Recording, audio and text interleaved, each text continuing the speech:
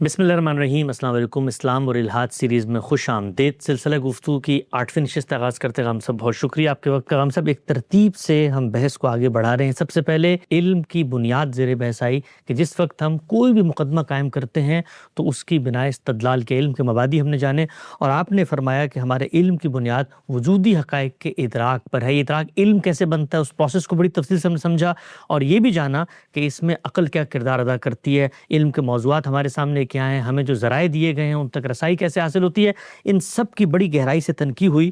اور پھر اس کے بعد ہم اس جانب بڑھے تھے کہ مذہب اب اپنا مقدمہ علم کی کس بنیاد پر پیش کرتا ہے۔ صاحب آپ نے فرمایا کہ مذہب اپنے مقدمے کی ابتدا بھی ایک وجودی حقیقت سے کرتا ہے، اور وہ وجودی حقیقت یہ ہے کہ انسان مخلوق ہے، اور مخلوق کیسے ہے اس کی پھر آپ نے تحلیل کر کے بتایا تھا کہ وہ کیا مراحل ہیں جو ہمارے مشاہدے میں آتے ہیں جن سے ہم یہ حکم لگاتے ہیں، اور یہ ایک سیلف ایویڈنٹ ٹروتھ ہے کہ انسان بنایا گیا ہے۔ دو تین چھوٹی چیزوں کی توضیح پھر میں چاہتا ہوں اسی ترتیب سے آپ گفتگو کو آگے لے کر جائیں۔ آپ فرماتے ہیں کہ انسان مخلوق ہے اور یہ علم و یقین کے اوپر بیان کردہ مبادی کا حاصل ہے۔ ہم سب کے مضمون کی یہ لائن ہے۔ ہم سب نے فرمایا کہ یہ حاصل ہے، تو وجودی حقائق کے بارے میں تو ہم یہ جان چکے ہیں نا کہ وہ کسی چیز کا حاصل نہیں ہوتے، وہ تو آپ سے آپ ثابت ہوتے ہیں، مطلب یہ حقیقت ہے، میرا وجود ہے، خارج ہے، کوئی استدلالی پروسیس نہیں ہوتا۔ تو یہ حاصل کا لفظ کس کونوٹیشن میں یوز کیا آپ نے؟ اس معنی میں کہ جب ہم کسی چیز کو بنتے ہوئے دیکھتے ہیں تو وہ مختلف مراحل سے گزرتی ہے۔ ٹھیک، وہ مراحل نتیجہ خیز ہوتے ہیں تو ہم یہ لفظ استعمال کرتے ہیں۔ درست۔ یعنی اگر ہم نے ایک میز کو بنتے ہوئے دیکھا ہے تو اس کو ہم مختلف مراحل سے گزرتے ہوئے دیکھیں گے۔ لکڑی کی صورت میں دیکھیں گے، لکڑی کو کٹتے ہوئے دیکھیں گے، اس کو مختلف حصوں میں تقسیم ہوتے ہوئے دیکھیں گے، اس کو ہموار کیے جاتے ہوئے دیکھیں گے۔ یہ چیزیں ہمارے مشاہدے میں آئیں گی، لیکن ہم اس پر میز بن گئی ہے اس جملے کا اطلاق کب کریں گے؟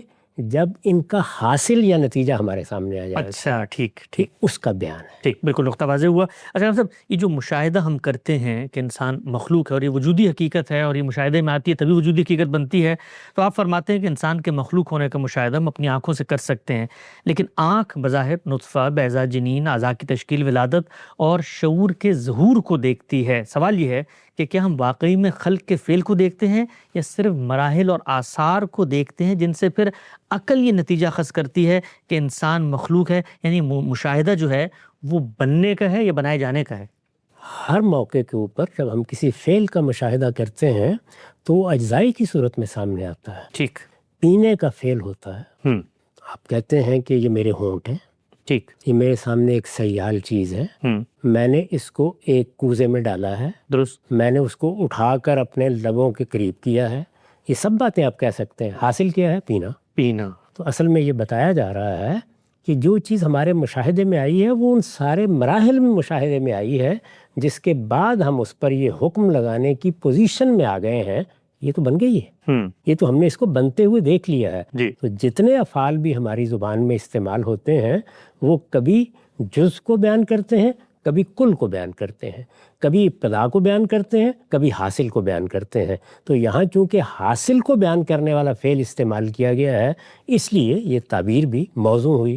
اب رہ گئی یہ بات کہ بنائی گئی ہے یا بنی ہے، یہ اگلی بحث ہے۔ ٹھیک، نقطہ بالکل واضح ہو گیا۔ آگے بڑھاتے ہیں سلسلہ گفتگو سے، مجھے بتائیے گا وہیں سے بات کو جوڑ کے کہ اب مذہب اپنا مقدمہ آگے کیسے بڑھاتا ہے؟ یہاں تک اگر بات واضح ہو گئی ہے تو اس سے آگے میں نے اپنے اس مضمون میں لکھا ہے، ہم اس مخلوق کو دیکھتے ہیں، یعنی اس کے بننے کو بھی ہم نے دیکھ لیا، نتیجے کو بھی ہم نے دیکھ لیا، حاصل بھی سامنے آ گیا۔ اب ہم پورے اطمینان کے ساتھ یہ کہہ سکتے ہیں کہ ہم نے ایک مخلوق کو دیکھا ہے۔ یعنی کس کو دیکھا ہے؟ ایک بنی ہوئی چیز کو دیکھا ہے۔ ٹھیک، ہم اس مخلوق کو دیکھتے ہیں اور اپنے شعور کی ساختی سے مجبور ہیں کہ اس کا خالق تلاش کریں، اس لیے کہ جب بھی کوئی فعل ہوتا ہے تو ہمارے شعور کی ساخت فوراً فاعل کی تلاش میں نکل کھڑی ہوتی ہے۔ ٹھیک، وہ اس سے دستبردار ہو ہی نہیں سکتی۔ کسی چیز کا شعور کی ساخت میں ہونے کا مطلب کیا ہے؟ وہ میرے اور آپ کے لیے استقرار ہے۔ اس کو میں نے آگے واضح کیا ہے۔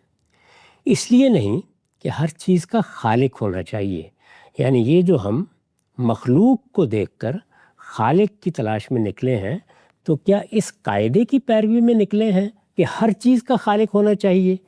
میں نے عرض کیا کہ نہیں، اس لیے نہیں کہ ہر چیز کا خالق ہونا چاہیے، اس لیے کہ ہر مخلوق کا خالق ہونا چاہیے۔ یعنی اس کا تعلق اس چیز سے ہے جس کا ہم نے مشاہدہ کیا ہے. اگر وہ چیز کسی فعل کا حاصل ہے تو ہم اس فعل کا فاعل تلاش کریں گے. ٹھیک. اور اگر وہ کسی فعل کا حاصل نہیں ہے یا فعل کی حیثیت ہی نہیں رکھتی تو ہم اس کا فاعل کیوں تلاش کریں گے؟ تو یہ اس کی تحلیل کر کے بتایا گیا ہے کہ ہم نے چونکہ ایک مخلوق کا مشاہدہ کیا ہے، ٹھیک. اس کا مخلوق ہونا ہمارے لیے ایک وجودی حقیقت ہے، اس لیے ہم خالق کی تلاش میں نکل کھڑے ہوئے ہیں. ہم اس مخلوق کو دیکھتے ہیں اور اپنے شعور کی ساختی سے مجبور ہیں کہ اس کا خالق تلاش کریں. اس لیے نہیں کہ ہر چیز کا خالق ہونا چاہیے، اس لیے کہ ہر مخلوق کا خالق ہونا چاہیے. یہ خلق کا فعل ہے، یعنی بننے کا فعل ہے. یہ خلق کا فعل ہے جو ہمیں اس تلاش کے لیے مجبور کرتا ہے. ٹھیک. یعنی محض کسی چیز کا موجود ہونا اس تلاش کے لیے ہمیں مجبور نہیں کرتا. ہم نے ایک فعل کا مشاہدہ کیا ہے. وہ فعل کیا ہے؟ خلق کا فعل، بننے کا فعل. فعل کو دیکھ کر ہم اسے فاعل سے الگ نہیں کر سکتے. یہ ہمارے شعور کی ساخت کی مجبوری ہے. ٹھیک. ہم اس سے استقرار کے ساتھ پیدا ہوئے ہیں، یعنی ہماری پیدائش ہی اس استقرار کے ساتھ ہوئی ہے. ہم اس سے دائیں بائیں نہیں ہو سکتے. ہم اس کی نفی کرنا چاہیں تب بھی نہیں کر سکتے. درست. ہم اس استقرار کے ساتھ پیدا ہوئے ہیں، لہٰذا کبھی اس پر راضی نہیں ہو سکتے کہ اثر کے لیے مؤثر اور فعل کے لیے فاعل کی تلاش سے دستبردار ہو جائے. یعنی ہم جب کسی شے کا مشاہدہ کریں گے اور اس میں اس طرح کا کوئی احساس پیدا نہیں ہوگا کہ یہ اثر ہے، تو نتیجے کا سوال بھی پیدا نہیں ہوگا. چنانچہ ہم مؤثر کو بھی تلاش نہیں کریں گے. اسی طرح اگر ہمارے سامنے کوئی چیز فعل کی صورت میں نہیں آئی ہے تو ہم فاعل کو بھی تلاش نہیں کریں گے. لیکن چیز اثر کی صورت میں سامنے آ جائے اور چیز کا مشاہدہ فعل کی صورت میں ہو جائے تو پھر ہم مؤثر کو تلاش کیے بغیر رہ ہی نہیں سکتے. ٹھیک. اور فاعل کی تلاش میں سرگرداں ہونے سے انکار ہی نہیں کر سکتے. بالکل ٹھیک. یہ ہمارے شعور کی ساخت کا بیان ہے. لہٰذا کبھی اس پر راضی نہیں ہو سکتے کہ اثر کے لیے مؤثر اور فعل کے لیے فاعل کی تلاش سے دستبردار ہو جائیں. فلسفہ، سائنس اور تصوف کے اساتین کو ایک ایک کر کے دیکھ لیجئے، کوئی بھی اس سے دستبردار نہیں ہو سکا. اچھا. یعنی یہ ظاہر ہے کہ امہات علوم ہے، فلسفہ، سائنس، تصوف. ان علوم کا آپ مطالعہ کریں، ان علوم کی حقیقت دریافت کریں، ان کے اندر اتریں. یہ سب کیا کر رہے ہیں؟ یا اثر کی تحقیق کر رہے ہیں، یا مؤثر کی تلاش کر رہے ہیں، یا فعل کی تعین کر رہے ہیں، یا فاعل کی تلاش کر رہے ہیں. اچھا. ان میں سے کوئی بھی اس سے دستبردار نہیں ہو سکتا. یعنی کیوں دستبردار نہیں ہو سکتا؟ وہ جیسے ہی اس سے دستبردار ہوگا تو علم کی حیثیت سے فلسفہ ختم ہو جائے گا، سائنس ختم ہو جائے گی. بالکل ٹھیک. تصوف ختم ہو جائے گا. وہ تو یہی کر رہے ہیں. وہ یہی کر رہے ہیں. میں آپ بھی یہی کر رہے ہیں. یعنی ہم جس وقت کہتے ہیں کہ ہم علم حاصل کر رہے ہیں تو غور کیجئے ہم کیا کر رہے ہوتے ہیں؟ آثار کا مطالعہ کر رہے ہوتے ہیں. اور آثار کا مطالعہ جب ہم ان کی گہرائی میں اتر کر کرتے ہیں تو شعور کی وہی ساخت فوراً مؤثر کا سوال پیدا کر دیتی ہے اور ہم اس کی تلاش میں نکل کھڑے ہوتے ہیں. چنانچہ جو لوگ یہ کہتے ہیں غلط نہیں کہتے کہ سائنس کیا ہے؟ علت و معلول کے رشتوں کی دریافت. تو اگر آپ ان علوم کا بھی جائزہ لیں گے تو معلوم ہوگا کہ ان میں سے کوئی بھی اس سے دستبردار نہیں ہو سکا. ٹھیک. چنانچہ علم کی پوری تاریخ اسی حقیقت کے اعتراف کی تاریخ ہے. یعنی جب ہم علم کی تاریخ کا مطالعہ کرتے ہیں تو جو قاعدہ اس سے نکل کے سامنے آتا ہے اسی کا ہم انسان کے بارے میں جو چیز ہم نے دیکھی ہے اس پر اطلاق کر رہے ہیں. ٹھیک. چنانچہ علم کی پوری تاریخ اسی حقیقت کے اعتراف کی تاریخ ہے کہ ہر مخلوق کا خالق ہے. یعنی جب کوئی چیز ہمارے مشاہدے کے لحاظ سے مخلوق ہے تو پھر اس کا خالق ہے. یعنی جہاں کہیں بھی خلق کا فعل ہوا ہے نہ فلسفہ یہ کہنے کی جسارت کر سکتا ہے کہ فعل تو ہو گیا ہے لیکن اس کا خالق نہیں ہے یا اس کا فاعل نہیں ہے. نہ سائنس یہ کہہ سکتی ہے نہ تصوف یہ کہنے کی جسارت کر سکتا ہے. ہر مخلوق کا خالق ہے. اس کو آپ تبدیل کر لیجئے، ہر فعل کا فاعل ہے. انسان مخلوق ہے. اب ظاہر ہے کہ اس کا نتیجہ کیا ہے؟ وہ یہ کہ ہم نے مشاہدہ کیا تو جب ہم یہ مانتے ہیں کہ ہر مخلوق کا خالق ہے تو انسان کیا ہے؟ مخلوق سے الگ کوئی چیز ہے، مخلوق ہے، لہذا انسان کا بھی خالق ہے. تو یہ در حقیقت جو نتیجہ نکلتا ہے ان کی ساری تگ و دو کا، اس کو ان الفاظ کے ساتھ بیان کر دیا گیا ہے جس کا تعلق ہمارے موضوع سے. ٹھیک. فلسفہ، سائنس اور تصوف کے اساتین کو ایک ایک کر کے دیکھ لیجئے، کوئی بھی اس سے دستبردار نہیں ہو سکا۔ چنانچہ علم کی پوری تاریخ اسی حقیقت کے اعتراف کی تاریخ ہے کہ ہر مخلوق کا خالق ہے، انسان مخلوق ہے، لہذا انسان کا بھی خالق ہے۔ پھر یہی نہیں، ہم جانتے ہیں کہ خلق کے جس فعل کا ہم نے مشاہدہ کیا ہے وہ ارادی ہے۔ کیا مطلب؟ یعنی ایک چیز بنی ہوئی ہم نے دیکھی، اس بنی ہوئی چیز پر ہمارے شعور کی ساخت نے کیا حکم لگایا کہ یہ تو بنی ہوئی ہے، لہذا بنانے والا ہونا چاہیے۔ ٹھیک۔ وہ بنی ہوئی چیز کو بنانے والے کے بغیر قبول نہیں کرتا۔ ٹھیک۔ لیکن کس طرح بنی ہوئی ہے؟ یعنی ایک چیز حادثے کے طور پر وجود پذیر ہو گئی ہے، کوئی اتفاق ہو گیا ہے، کہیں سے گر پڑی ہے اور اس سے اس کی ایک شکل بن گئی ہے۔ ظاہر ہے کہ جب ہم کسی فعل کا مشاہدہ کرتے ہیں تو سب سے پہلا سوال ہمارے لیے، اہم ترین سوال یہی ہوتا ہے کہ یہ فعل ارادی ہے یا غیر ارادی ہے۔ ٹھیک۔ یعنی ہم ارادی افعال کا بھی مشاہدہ کرتے ہیں، غیر ارادی افعال کا مشاہدہ کرتے ہیں۔ ہم دیکھتے ہیں کہ ہوا چلی، پتے ہل رہے ہیں۔ اب یہاں ہم یہ نہیں کہہ سکتے کہ ہوا اس لیے چلی تھی کہ وہ پتوں کو ہلا دے، بلکہ ہوا چل رہی ہے، وہ باعث بن گئی کہ پتے اس کے نتیجے میں ہل رہے ہیں۔ چنانچہ ایک فعل ہوا ہے، لیکن اس فعل پر ارادی کا حکم نہیں لگایا جا سکتا۔ درست۔ تو دنیا میں جتنے افعال بھی ہوتے ہیں ان میں ہم ہر لحظے، ہر موقع پر یہ حکم لگا رہے ہوتے ہیں۔ ٹھیک۔ میں آپ سے گفتگو کر رہا ہوں، آپ سے کوئی کام پڑا ہے، میں آپ سے کوئی معاملہ کر رہا ہوں، آپ تحلیل کر کے دیکھیے، یعنی ادنیٰ درجے میں مجھے احساس ہو جائے کہ اب میری اور آپ کی گفتگو سے ارادہ مفقود ہو گیا ہے تو میں گفتگو نہیں کروں گا۔ بالکل ٹھیک۔ فوراً میرے ذہن میں یہ سوال پیدا ہوگا کہ یہ تو کچھ ٹھیک نہیں ہے، اب ان کا معائنہ کرانا چاہیے یا مجھے اپنے آپ کو اس کے لیے پیش کرنا چاہیے۔ بالکل ٹھیک۔ کیوں؟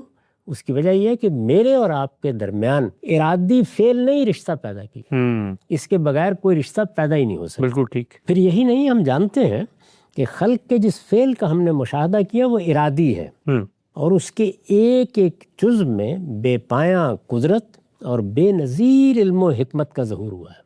یعنی صرف یہی نہیں ہے کہ ہم نے جب انسان کے بننے کے فعل کا مشاہدہ کیا ہے تو فعل اپنے وجود سے شہادت دے رہا ہے کہ یہ ارادی ہے۔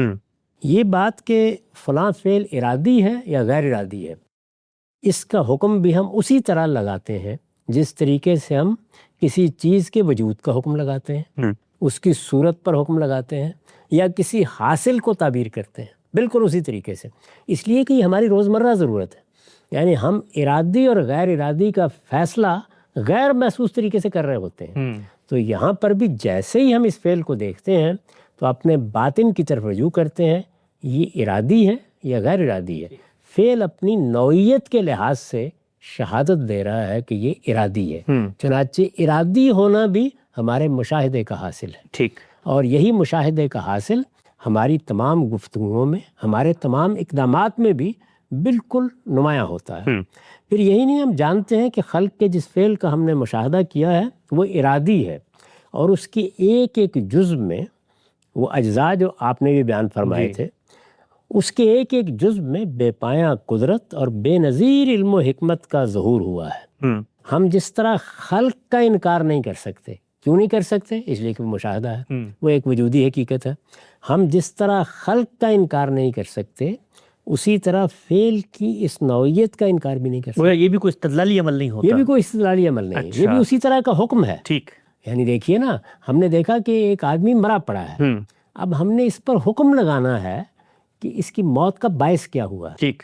تو اگر اس کی گردن کٹی ہوئی ہے تو دوسرے ہی لمحے میں ہم یہ فیصلہ سنا دیں گے کہ قتل ہوا ہے۔ بالکل ٹھیک۔ اور اگر یہ معلوم ہو جائے گا کہ قتل کی نوعیت جو ہمارے مشاہدے میں آ رہی ہے یہ غیر ارادی نہیں ہو سکتی تو یہ حکم بھی لگا دیں۔ بالکل ٹھیک، آپ سے آپ ثابت ہوا۔ تو اس وجہ سے جب ہم کسی چیز کا مشاہدہ کرتے ہیں تو ایسا نہیں ہے کہ بس مشاہدہ کر لیا، مشاہدے کو تو ہم نے ادراک سے تعبیر کر دیا، ٹھیک، لیکن ہمارے باطن میں وہ الہامات موجود ہیں، اسی کے لیے ہم نے علم کی بنیاد پر تفصیلی گفتگو کی بالکل تھی۔ ٹھیک۔ وہ حکم لگاتے ہیں، وہ حکم صورت پر لگاتے ہیں اور اس کو متعین کرتے ہیں، اس میں تمیز پیدا کرتے ہیں۔ جی، اسی طرح وہ ہر فعل پر بھی حکم لگاتے ہیں کہ یہ ارادی ہو رہا ہے یا غیر ارادی ہو رہا ہے۔ بالکل ٹھیک۔ پھر یہی نہیں، ہم جانتے ہیں کہ خلق کے جس فعل کا ہم نے مشاہدہ کیا وہ ارادی ہے، اور اس کے ایک ایک جز میں بے پایاں قدرت اور بے نظیر علم و حکمت کا ظہور ہوا ہے۔ ہم جس طرح خلق کا انکار نہیں کر سکتے، اسی طرح فعل کی اس نوعیت کا انکار بھی نہیں کر سکتے، اس لیے کہ فعل کی یہ نوعیت بھی اسی طرح ایک حقیقت ہے جس طرح خلق کا فعل ایک حقیقت۔ ٹھیک، بالکل صحیح، یعنی حقیقت ہے، وجودی حقیقت، وجودی حقیقت، ایسی چیز نہیں ہے کہ جس کے لیے استدلال کرنا ثابت کیا جائے۔ یعنی ہمارے سامنے جب کوئی فعل آئے گا، آپ جائزہ لے کے دیکھ لیجئے اپنی روزمرہ زندگی کا، ہم لمحے لمحے میں فیصلہ کر رہے ہوتے ہیں کہ یہ ارادی ہے، پتہ اڑ کے آئے تو پتہ ہوتا ہے غیر ارادی ہے، بالکل واضح ہوتا ہے، اور اس کے بارے میں ہمارا رد عمل بتا رہا ہوتا ہے کہ ہم اس کو کیا حیثیت دے رہے ہیں۔ ہم جس طرح خلق کا انکار نہیں کر سکتے، اسی طرح فعل کی اس نوعیت کا انکار بھی نہیں کر سکتے، اس لیے کہ فعل کی یہ نوعیت بھی اسی طرح ایک حقیقت ہے جس طرح خلق کا فعل ایک حقیقت ہے۔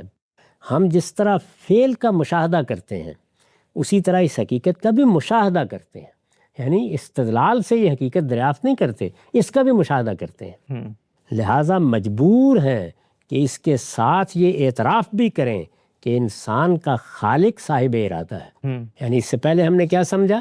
جب خلق کا فعل ہوا ہے، انسان مخلوق ہے، تو اس کا خالق ہونا چاہیے۔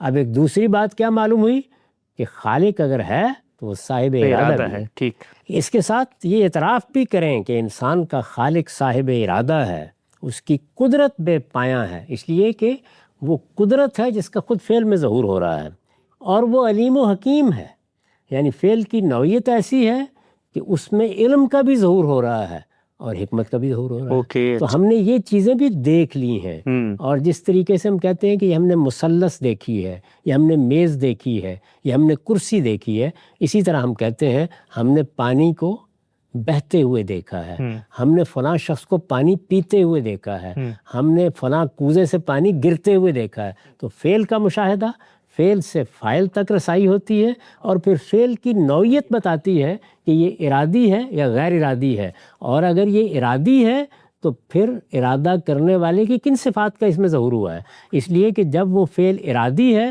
تو اس کا مطلب ہے کسی صاحب ارادہ سے صادر ہوا ہے، کسی غیر ارادی چیز سے ارادی فعل نہیں ہو نہیں سکتا، ٹھیک، وہ کسی صاحب ارادہ سے صادر ہوا ہے، اور جب صاحب ارادہ سے صادر ہوا ہے تو نوعیت فعل بتا رہی ہے وہ صاحب ارادہ کیسا ہے، اس کی صفات بھی فوری طور پر نمایاں ہو جاتی ہیں۔ لہٰذا مجبور ہیں کہ اس کے ساتھ یہ اعتراف بھی کریں کہ انسان کا خالق صاحب ارادہ ہے، اس کی قدرت بے پایاں ہے، اور وہ علیم و حکیم ہے۔ درست، انسان کی عقل اسے یہاں تک لے آتی ہے، اچھا، یعنی یہ ہے عقل کا سفر۔ ٹھیک، عقل نے کیا کیا؟